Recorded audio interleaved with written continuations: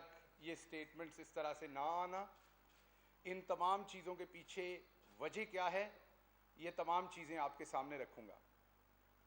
लेकिन उससे पहले, ये चीज़ें आपके सामने रखने से पहले मैं आपकी खिदमत में अर्ज़ करना चाहता हूँ, आज जो रिज़ल्ट आया कराची में,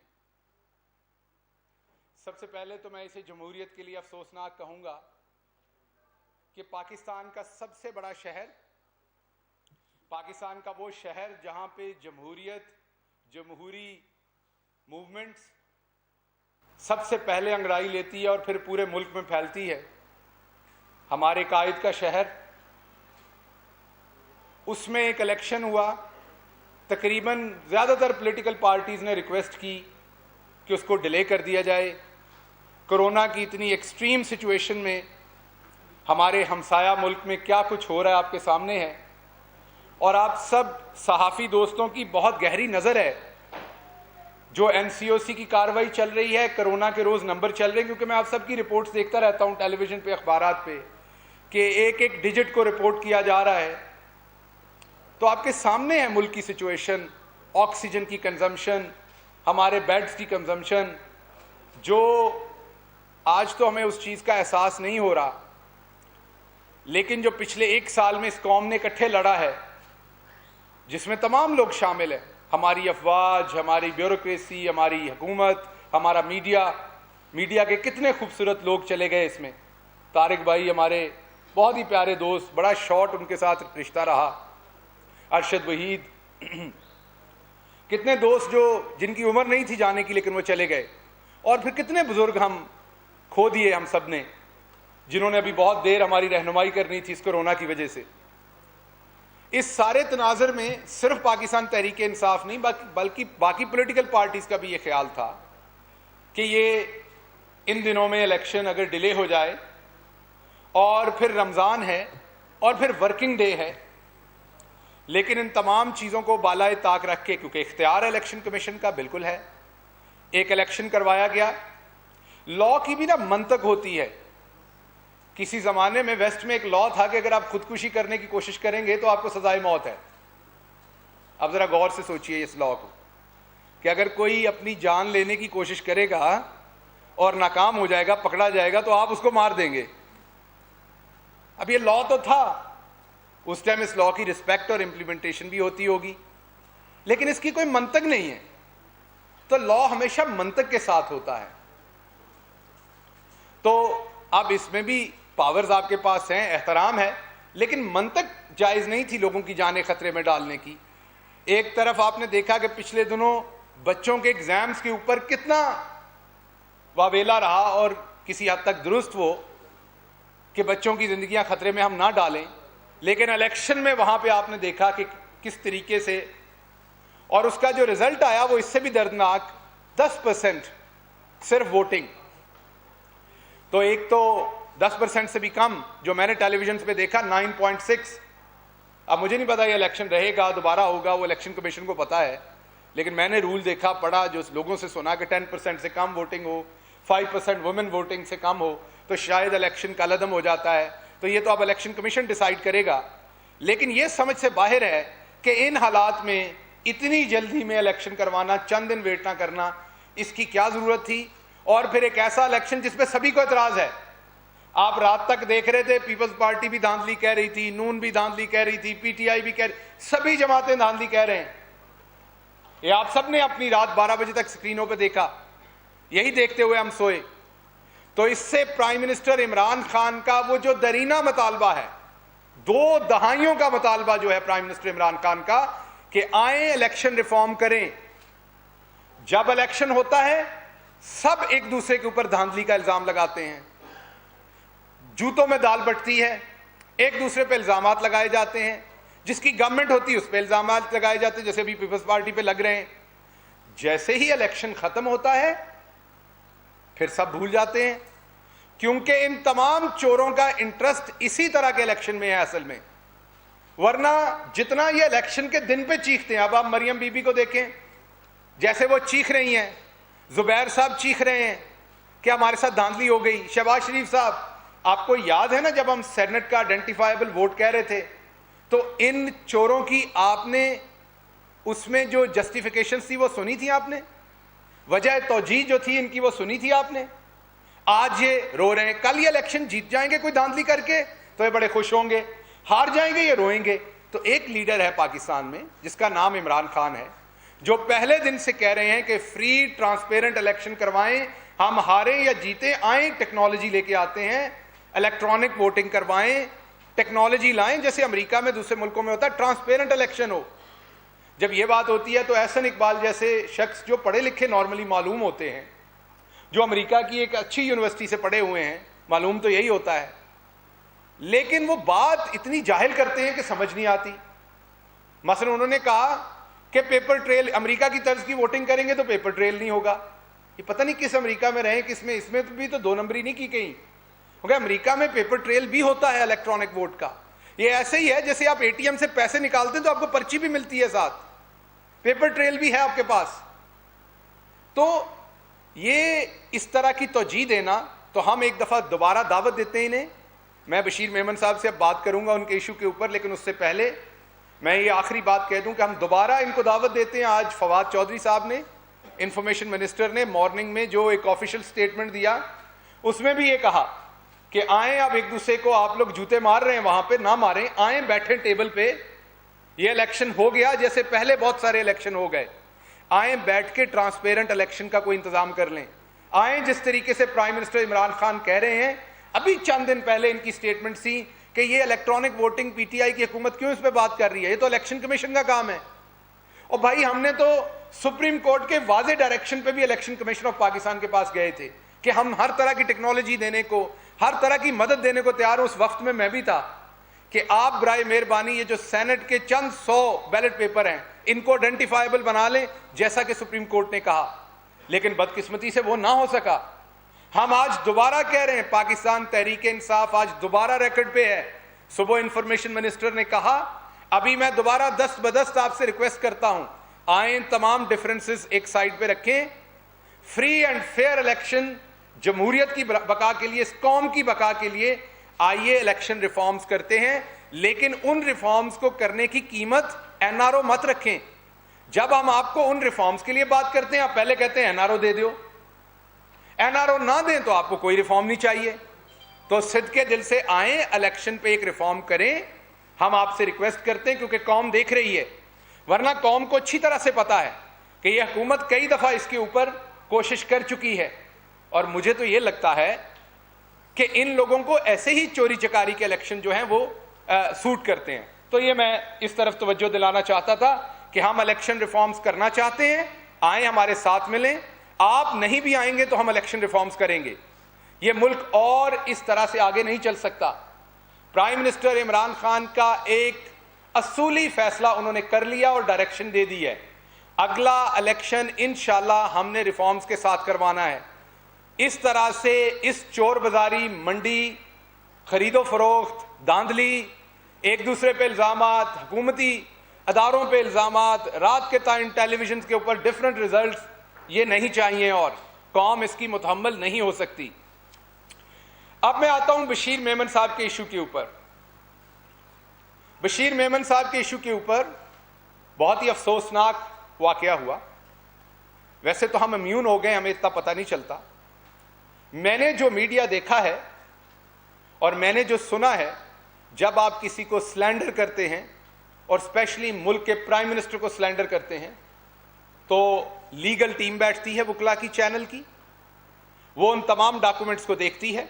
मसलन अगर मैं कहता हूं कि इन साहब ने या शहबाज साहब यहां बैठे, रिजवान बैठे हैं, इन्होंने फलां करप्शन की है और मैं इंटरव्यू देना चाहता हूं, तो चैनल पूछेगा कि आपके पास कोई डॉक्यूमेंट है। हम बिल्कुल आपको एयर करते हैं, आपका इंटरव्यू करते हैं, आप जरा वो डॉक्यूमेंट दिखाइए जिनकी बेस के ऊपर आपने हमारे चैनल, जैसे शाहजेब खानजादा साहब के चैनल के ऊपर ये हुआ, तो आप आइए हमें दिखाइए कि आपके पास कोई सबूत है कि प्राइम मिनिस्टर ने ये कहा। अब अगर मैं यहां से कह दूं कि ये शाहजेब खानजादा साहब ने नवाज शरीफ साहब से पैसे लिए हैं और उसके एवज ये प्रोग्राम रन किया है, तो इसकी क्या अथेंटिसिटी है? मेरी इस बात की कोई अथेंटिसिटी नहीं है।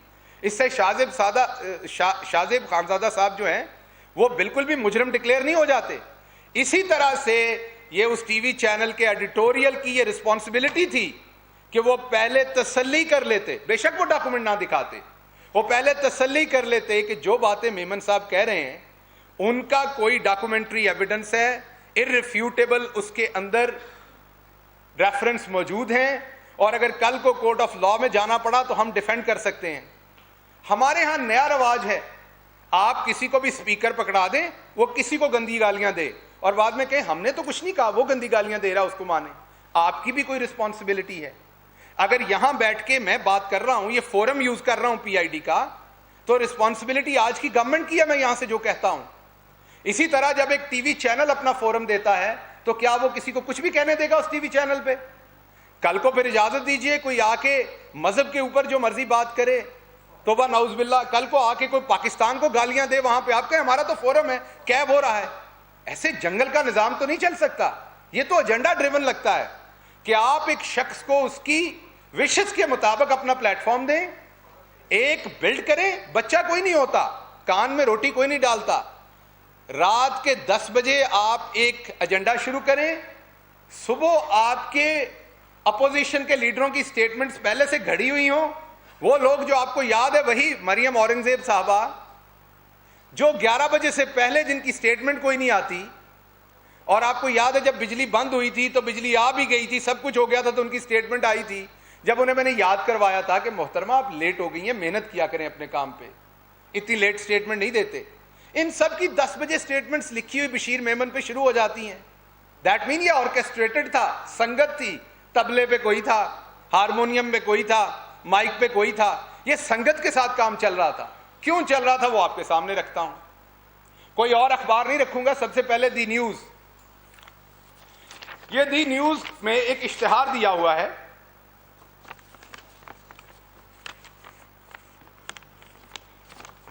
ये कंपनी है, ये 21 फरवरी, ये आज का इश्तिहार नहीं है, ये कंपनी है जिसने इश्तिहार दिया कि एक कंपनी हमारा ट्रेडमार्क जाली तरीके से इस्तेमाल कर रही है।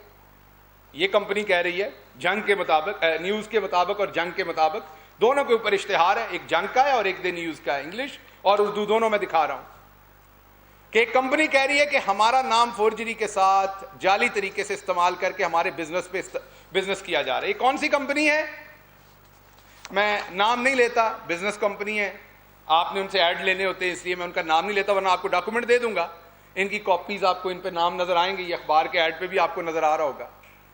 इस कंपनी को लाइसेंस मिला हुआ है 1997 का। कब का? 1997 से। ये एक बड़ी मशहूर कंपनी है पाकिस्तान की, 1997 से ये कारोबार कर रही है, इनका लाइसेंस है जो इन्होंने उस टाइम 97 में। गवर्नमेंट वैसे किसकी थी? नवाज शरीफ साहब की, तो अच्छी गवर्नमेंट थी, अच्छा ही लाइसेंस इशू हुआ होगा। ये 97 में लाइसेंस इशू हुआ इनको कि ये इस नाम के ऊपर घी, ऑयल, कुकिंग ऑयल, बनास्पति घी, उसकी ये कंपनी है और ये बिजनेस कर सकते हैं। ये इनका डिटेल्ड लाइसेंस है।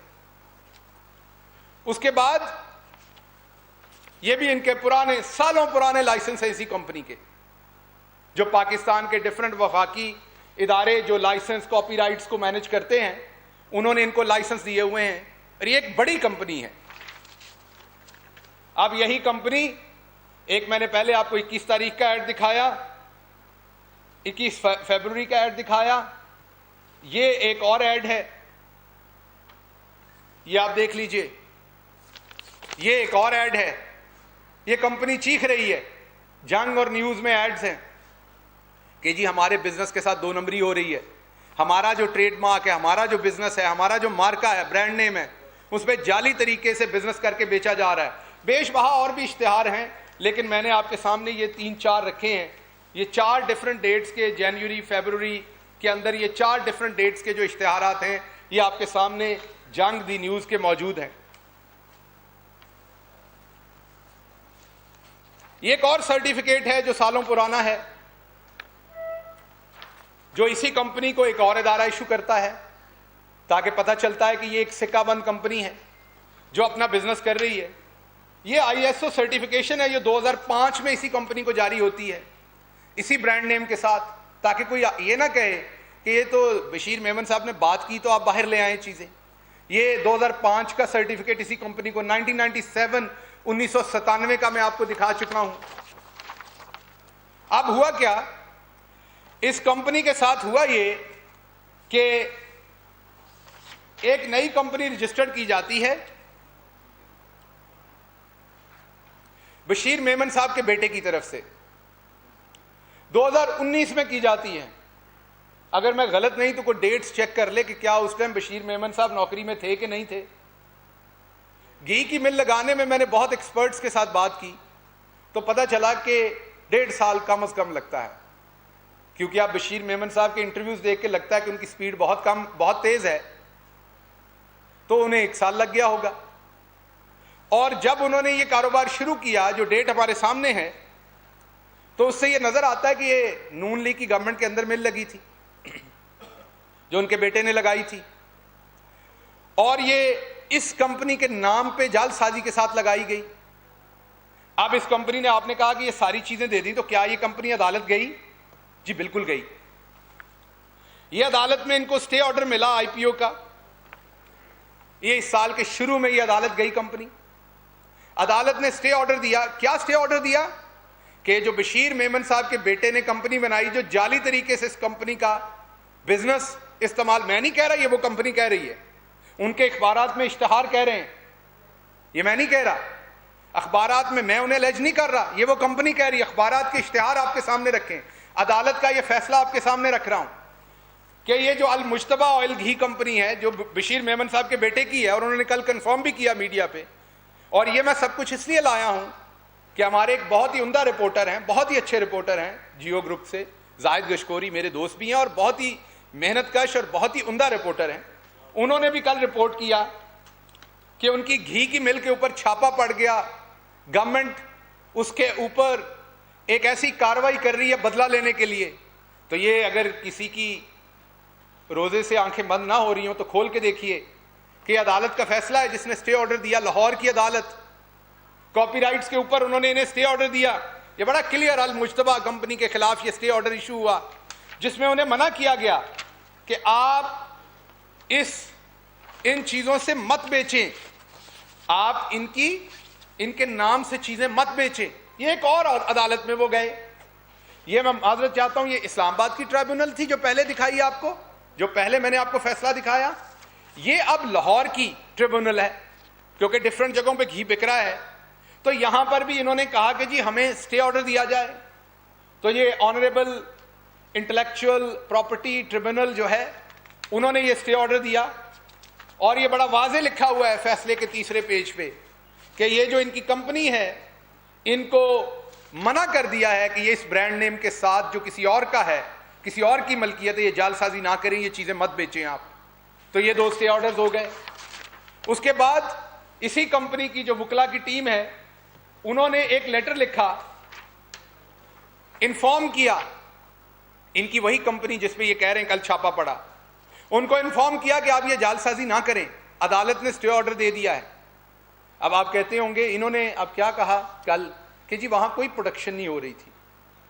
ये आसान तरीका होता है, जब आप किसी के ब्रांड नेम बनाने का आप इल्जाम होता है तो आप अपनी फैक्ट्री दिखाते हैं कि जी ये झूठा इल्जाम है, हमारे यहां तो कोई ऐसी प्रोडक्शन नहीं हो रही। तो आप प्रोडक्शन हो रही है कि नहीं, वो आपके सामने रखता हूं। ये रसीदें हैं इनके घी की जो दुकान वाले बेच रहे हैं, ये तमाम दुकानों के फोन नंबर सब कुछ मैं देता हूं, जिन दुकानों के ऊपर इनका वो जाली नाम से घी बिक रहा है।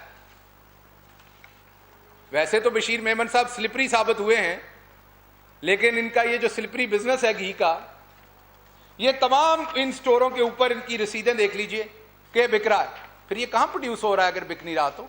इसी कंपनी की तरफ से, जिसपे अदालत ने स्टे भी दिया हुआ है। अब इसके अलावा अगली बात मैं मुबैना तौर पे कह रहा हूं क्योंकि उसकी इन्वेस्टिगेशन होना जरूरी है, उसका मैं इन पे हतमी इल्जाम नहीं लगा रहा। अगली बात का वाज़ेह रहिए, ये मेरी अभी भी एक बड़े मायानाज जर्नलिस्ट से बात हुई, उन्होंने मुझे बताया, तो ये मुबैना तौर पर है, इसकी इन्वेस्टिगेशन होगी। मैं सवाल छोड़े जा रहा हूं बशीर मेमन साहब के साथ, क्या आपकी 3 मिलें हैं साउथ वजीरिस्तान में? क्या आप वहां पर, आप सबकी इतला के लिए अर्ज है कि अगर एक लाहौर में, फैसलाबाद में, सिंध में मिल पाम ऑयल इंपोर्ट करती है बाहर से, तो उसे टैक्स देना पड़ता है। 12 करोड़ का तकरीबन एक कंटेनर आता है, एक यूनिट आता है, और उसके ऊपर आपको टैक्स देना पड़ता है इंपोर्ट का। South Waziristan tax free zone है।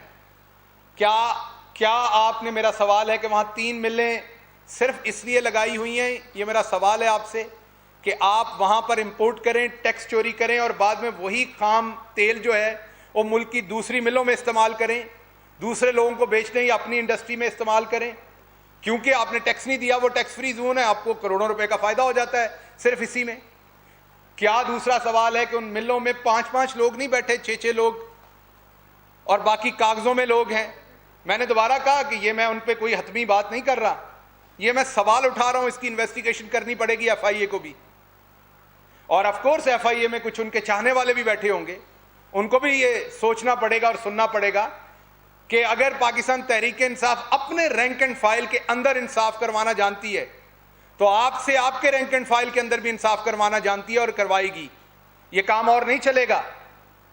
आपके एम्प्लॉइज, मैं आपकी बात नहीं कह रहा, ये माजी में बात कर रहा हूं, जब ये सीट पे बैठे हुए थे, क्या मेरा सवाल है कि FIA के एम्प्लॉइज ने लोगों को, डिस्ट्रीब्यूटर्स को धौंस नहीं दी कि वो इनका माल जरूर बेचें? क्या आपने अपनी पोजीशन इस्तेमाल करके अपने बिजनेस को बढ़ाया? ये मेरा सवाल है आपसे। क्या आप मनी ट्रेल देंगे आपके बेटे की फ्लोर मिल्स, या अगर घी मिल्स हैं और कितनी हैं, वो कहां से लगी, वो पैसा कहां से आया आपके पास? तो असल में आपके सामने बात यह रखनी थी कि ये तमाम चीजें बहुत महीनों से इन पे हो रही थी, इनकी गवर्नमेंट में भी हो रही थी, और इन्हें पता था कि इमरान खान ने एक ना एक दिन इन्हें भी हाथ डालना है जालसाजी पे, टैक्स चोरी करने पे। इन्हें क्योंकि पता था कि अब ये सब कुछ हो रहा है, और मैंने आपको स्टे ऑर्डर्स दिखा दिए इस साल के शुरू के जो अदालतों से इनके खिलाफ मिले, और इन्हें पता था कि अब अनकरीब इन स्टे ऑर्डर्स की वजह से अब हमारे ऊपर कदगन लगनी है, और इस सारे प्रोसेस में हम क्यों ना कंट्रोवर्शियल कर दें, ये भी वो सियासी इंतकाम की जद में चले जाएं, जैसे शरीफ जाते हैं, जैसे पीपल्स पार्टी जाती है। तो इन्होंने कहा हमारे साथ भी सियासी इंतकाम हो रहा है। अभी 2 दिन पहले आपने देखा दुनिया न्यूज के ऊपर जुनैद सलीम साहब ने एक स्टोरी ब्रेक की, जिसमें इन्होंने जुनैद सलीम साहब से रिक्वेस्ट की कि अभी जो IG इनाम गनी है, जो कि मेरे ख्याल में एक वंडरफुल ऑफिसर हैं, उनको DG FIA ना लगाया जाए, आप प्राइम मिनिस्टर को परसू करें। मेमन साहब तुसी उत्थे अंब लैन गए सो जुनैद सलीम साहब दे कोल, आप तो इतने डिसेंट बनते हैं, आप जब कभी प्राइम मिनिस्टर को मिलते थे तो अच्छी तरह याद है पूरे प्राइम मिनिस्टर हाउस को कि आपकी कमर में इतना झुकाव था कि खदशा होता था कहीं सामने लेट ना जाएं आप, क्योंकि आपको खुशामद करके पोस्टिंग चाहिए, काम तो आपने करना नहीं। तो मुझे ये जवाब दें कि जुनैद सलीम साहब ने उधर बाल्टी में अंब डाले हुए थे ठंडे करके जो आप खाने गए थे, क्या आपने वहां पर कम से कम 22 सिगरेट नहीं पिए थे बैठ के? इतने परेशान थे आप? क्या वहां पे 2 एक्स्ट्रे खाली नहीं हुई थी आपके सिगरेट से? तो आप किस धुएं में रहते हैं? धुएं से बाहर आइए। इमरान खान को कंट्रोवर्शियल करने वाले बहुत आए, आपसे पहले भी बहुत आए, नहीं कर सके। उसकी वजह यह है कि इमरान खान एक ईमानदार लीडर है, वो काम करता है जो अपनी कौम को बता भी सकता है।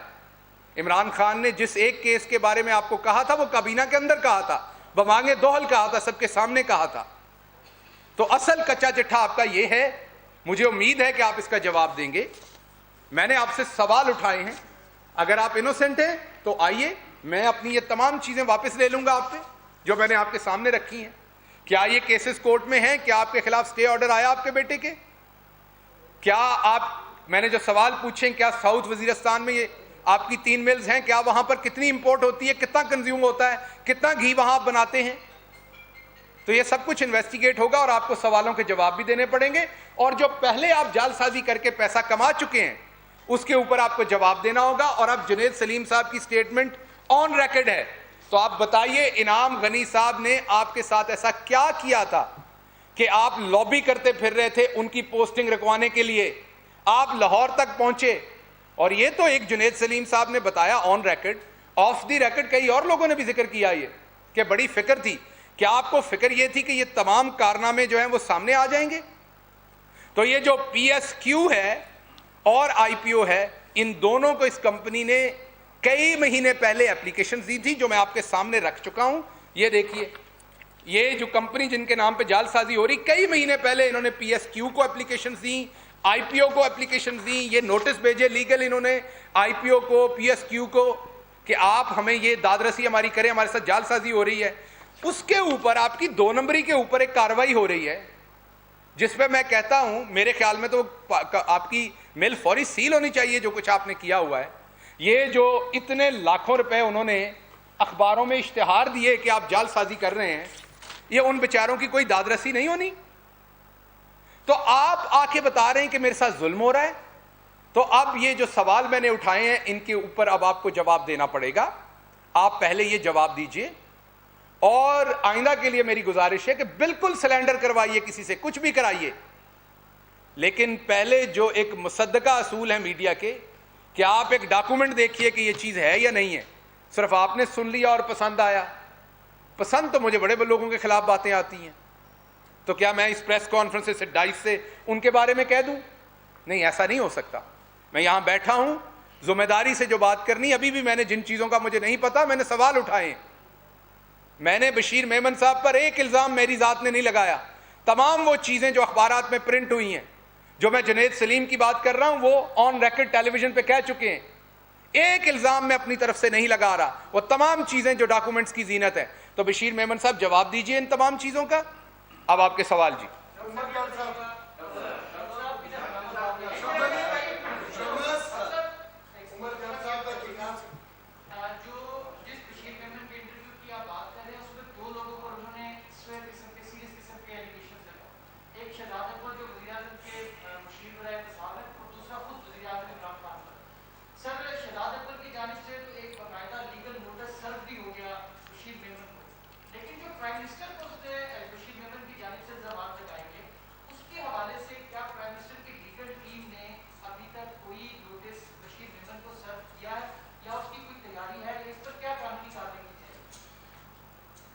उमर जट साहब, बात यह है कि जब आप किसी पे इल्ज़ाम लगाते हैं, अगर मैं आप पे और कादिर साहब पे इल्ज़ाम लगाता हूं और मेरे पे वापस अब्दुल कादिर एक हरजाने का या एक नोटिस भेज देते हैं, तो ये काफ़ी है। क्यों? क्योंकि मैंने आप पे इकट्ठे इल्ज़ाम लगाया कि आप दोनों मेरे पास आए थे और आप दोनों ने मेरे समोसे उठा के खा लिए थे। अब अगर मैं ये आप पे इल्ज़ाम लगाता हूँ तो दोनों पे लगा रहा हूँ, तो इसके जवाब आप में से एक ने मुझे नोटिस भेज दिया, तो अदालत में अगर एक सच्चा साबित हो गया, इल्ज़ाम तो ये ना कि मुझे ये डायरेक्शन मिली है, ये शहजाद अकबर साहब को झूठा साबित कर दें, मसला हल हो गया सारा। तो अब शहजाद अकबर साहब वहाँ उसी अदालत में प्रूव कर दें कि वज़ीर आज़म साहब ने भी मेरे पे लगाई। तो मैंने तो फ़रोग साहब को भी कहा है कि इनके ऊपर अपना टाइम ज़ाया ना करें। अगर आपके मुतल्लिक भी इनके पास कोई चीज़ हो तो वही शहजाद अकबर साहब वाले केस में ही सामने ले आएँ। तो बार बार सारे अदालतों का वक्त ज़ाया करें, इनको नोटिस भेजें। एक नोटिस चला गया, जो सांप इनके पास है उधर जाके निकाल लें। अब उसमें यही है ना कि जी मुझे आज़म खान साहब ने, शहजाद अकबर साहब ने, फ़रोग नसीम साहब ने और प्राइम मिनिस्टर साहब ने कहा कि ये काम करें, तो शहजाद अकबर साहब ने इन्हें कह दिया मैंने नहीं कहा। तो अब ये सामने ले आए कि आप चारों ने इस वक्त इस तरीके से ऐसे मुझे कहा था। तो अगर ये प्रूव कर देंगे तो ऑफ कोर्स दूसरे सारे भी गिल्टी हो जाएंगे। तो बार बार इनको किसी को नोटिस भेजने की जरूरत नहीं है। ये अब इसी एक नोटिस का जवाब दें, वो काफ़ी है। मैं तो इस फोरम से रिक्वेस्ट करूंगा और पर्सनली भी करूंगा फ़रोग भाई को कि आपको ज़रूरत नहीं, शहजाद साहब भेज चुके हैं, उसका ये जवाब दे दें और आपका भी झूठ और सच वहीं प्रूव कर दें जो इनके पास है।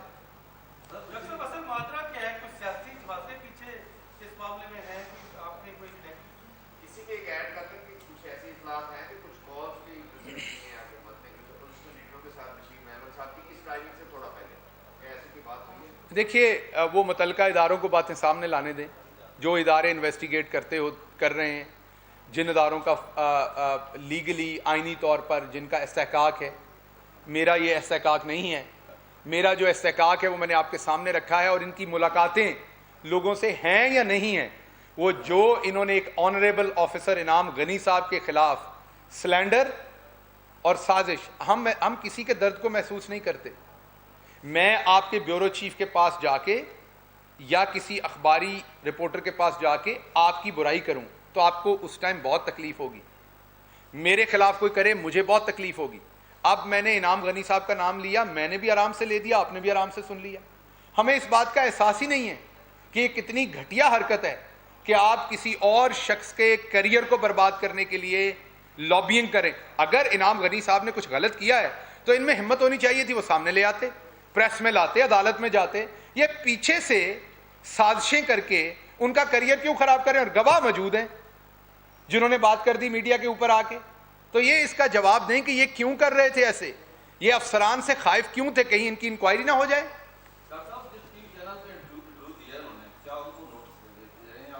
देखिए ये तो लीगल टीम फैसला करेगी। मैंने तो, क्योंकि मेरे गुस्सा तो लगता है दोस्तों को जब मैं बात करता हूं, आज भी लगा होगा, लेकिन मेरी 10 गुजारिश ये होती है कि हम सब अपने लीगल, आप दोबारा मैंने कहा ना कि हम आदी हो गए, इम्यून हो गए। आप एक बात सोच सकते हैं, आपके प्राइम मिनिस्टर को स्लेंडर किया जा रहा है, इमरान खान साहब को भूल जाएं, प्राइम मिनिस्टर ऑफ पाकिस्तान, कल को कोई भी कह देगा कुछ भी, कल को फॉरेन वजीर मिलने जाएगा, वो कह देगा प्राइम मिनिस्टर ने मुझे ये कहा था। ऐसे नहीं होता। आप किसी मुलाकात में भी, कल शहबाज साहब प्राइम मिनिस्टर से मिलके आए और वो कहें कि मैंने तो फैसला किया है कि बस सारे चैनल बंद कर देने, कल ये कह दें, ऐसा नहीं होता।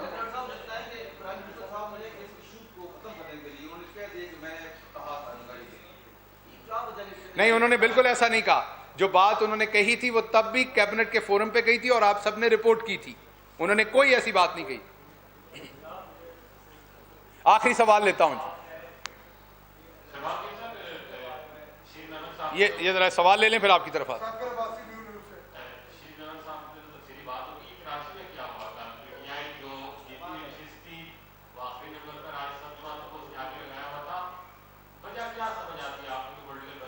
अच्छा, ये इसमें कोई दिस एंड दैट नहीं है, ये अच्छा रिजल्ट नहीं है।